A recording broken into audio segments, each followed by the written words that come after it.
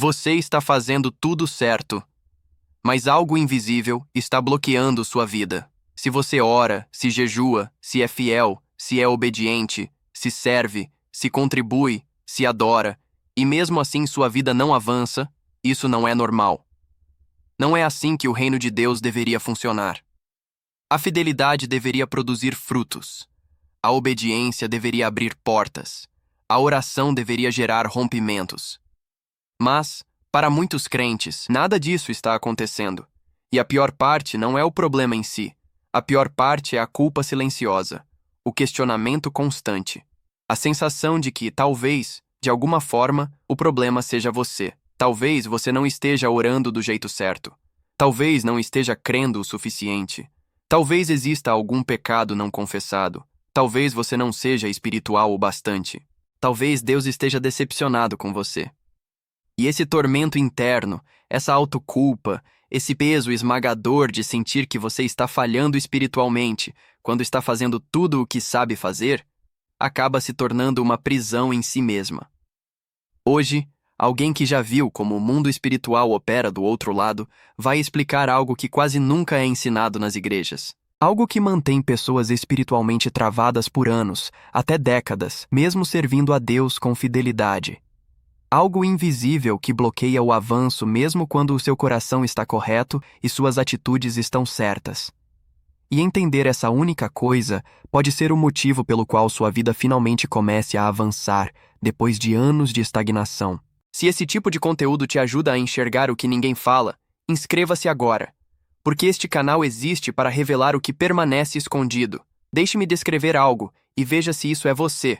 Você vê pessoas menos fiéis do que você prosperando, pessoas que não oram tanto, pessoas que não servem com tanta constância, pessoas que não são tão comprometidas, pessoas que mal vão à igreja e, ainda assim, os negócios delas crescem, os relacionamentos são saudáveis, as finanças aumentam, a vida delas avança.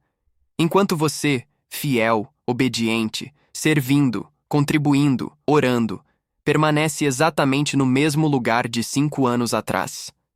As mesmas lutas, as mesmas limitações, as mesmas portas fechadas, as mesmas orações sem resposta. Ou talvez você ore e nada se mova. Você leva os mesmos pedidos a Deus ano após ano, jejua por eles, crê por eles, permanece firme na fé, declara as escrituras sobre eles. Tem pessoas orando com você sobre isso, e nada muda. A oração sobe, mas nada desce. A fé é real, mas o rompimento nunca chega. A espera continua, mas a resposta nunca vem. E você começa a se perguntar se Deus realmente te ouve, se suas orações estão chegando ao céu. Se existe algo errado com você espiritualmente que esteja bloqueando sua conexão com Deus. Ou talvez você sinta que está sempre recomeçando do zero. Toda vez que ganha impulso, algo acontece e te derruba de volta ao início. Você constrói algo e aquilo se desfaz. Você avança e algo destrói o progresso. Anda 3 passos para frente e é empurrado 5 para trás. E esse padrão se repete com tanta consistência que você começa a acreditar que essa é simplesmente a sua vida. Que avanço não é para você. Que rompimento é para os outros, mas não para você. Que você está destinado a lutar enquanto observa os outros prosperarem. E é isso que isso cria, um conflito interno perigoso. Fé por fora, confusão por dentro. Você louva a Deus publicamente enquanto, em particular, se pergunta por que nada funciona para você. Você encoraja os outros enquanto secretamente está desanimado com a própria situação. Você declara vitória enquanto internamente se sente derrotado. Mantenha a aparência de fé porque é isso que se espera de você, mas, por dentro, existe dúvida. Existe frustração, existe exaustão. Existe aquela pergunta silenciosa que você tem medo de fazer em voz alta. Será que Deus realmente se importa com a minha situação? E é exatamente aí, nesse lugar de conflito interno, que muitos crentes caem em um erro invisível. Um erro que não percebem. Um erro que ninguém os ensinou a reconhecer. Um erro que não tem a ver com o coração, nem com a fé, nem com a obediência. Mas um erro que dá ao inimigo permissão legal para bloquear aquilo que Deus quer liberar. Se isso já está fazendo sentido para você, inscreva-se. Os próximos minutos vão mudar a forma como você entende sua caminhada espiritual. Agora, deixe-me estabelecer por que posso falar disso com autoridade. Eu passei anos no satanismo antes de encontrar Cristo. Não vou glorificar esse passado nem dar mais atenção a ele do que o necessário, mas vou dizer o que essa experiência me ensinou. Quando você já viu como o sistema do inimigo opera por dentro, quando entende a mecânica da guerra espiritual do lado oposto, você reconhece padrões que a maioria dos cristãos nunca enxerga. Você entende estratégias que a maioria das igrejas nunca ensina. E uma das coisas mais importantes que aprendi foi isto: nem todo bloqueio é um ataque. Alguns bloqueios são permissões que não foram discernidas. O inimigo não ataca aleatoriamente. Ele opera segundo leis, segundo permissões, segundo acesso. E quando ele tem base legal para bloquear, ele não precisa atacar. Ele só precisa manter o bloqueio. E a maioria dos crentes nunca identifica isso porque foi ensinada a reconhecer ataques, mas não a reconhecer permissões. Eles sabem resistir ao diabo, mas não sabem fechar as portas que dão ao diabo o direito de permanecer. Aqui está o que você precisa entender com clareza. O problema que mantém sua vida travada não é falta de fé. Não é que você não esteja crendo o suficiente. Não é que você não esteja orando o bastante. Não é que Deus esteja retendo bênçãos porque você não é espiritual o suficiente. E também não é pecado oculto. Sim, pecado não confessado pode bloquear bênçãos. Mas a maioria dos crentes que está travada não vive em rebeldia escondida.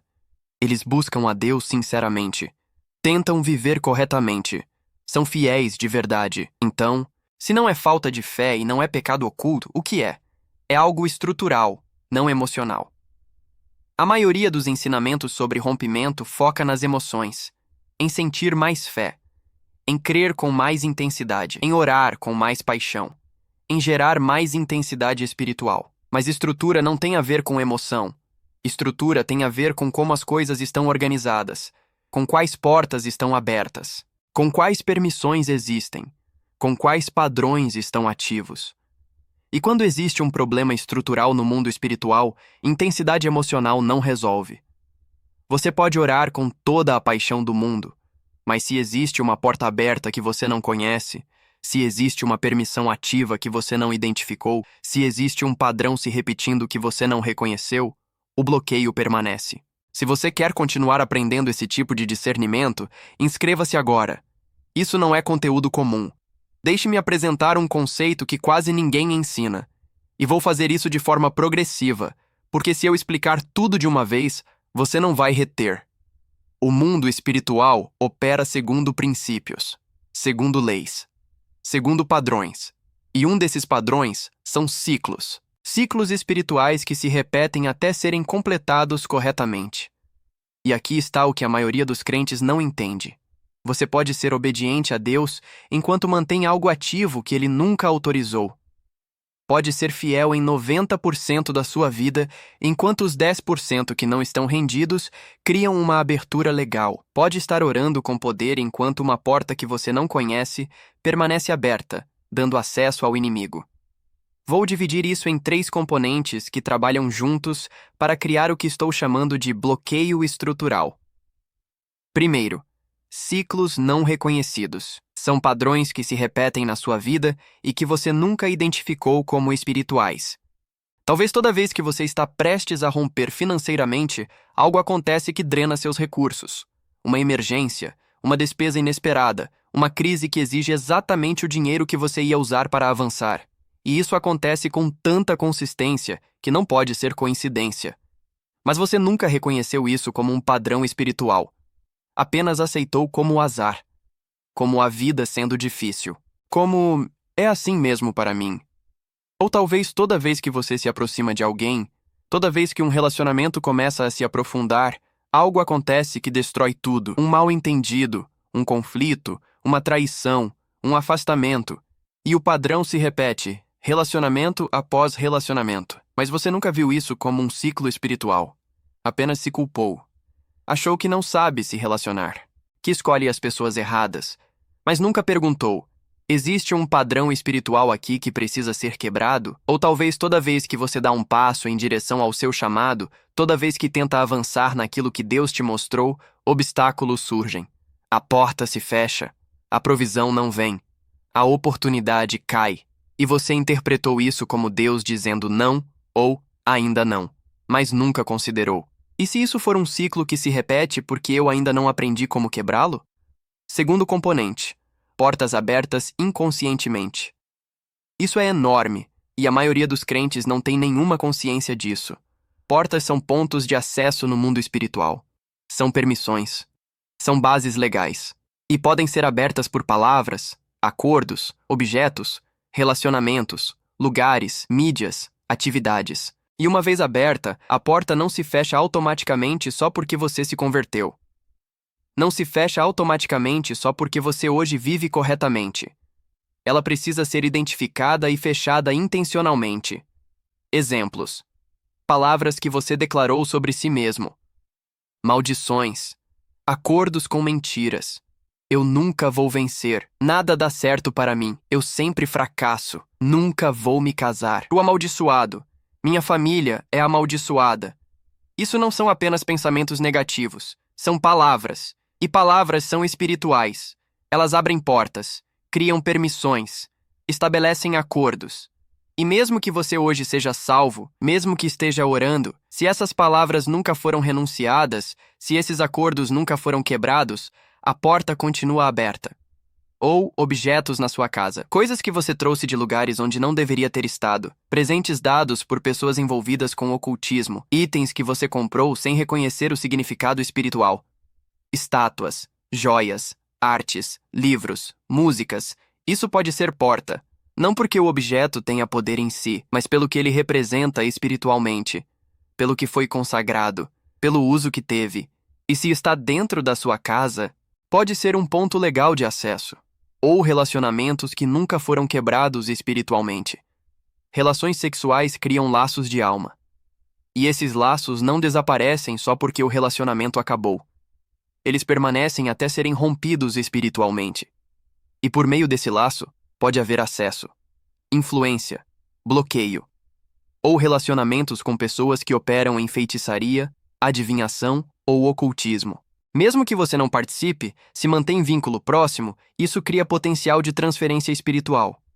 Contaminação espiritual, portas abertas. Terceiro componente, áreas não rendidas. Este é o mais sutil e o mais comum. A maioria dos crentes tem áreas da vida que nunca entregou conscientemente, de forma específica e intencional a Deus. Não por rebeldia, mas por ignorância.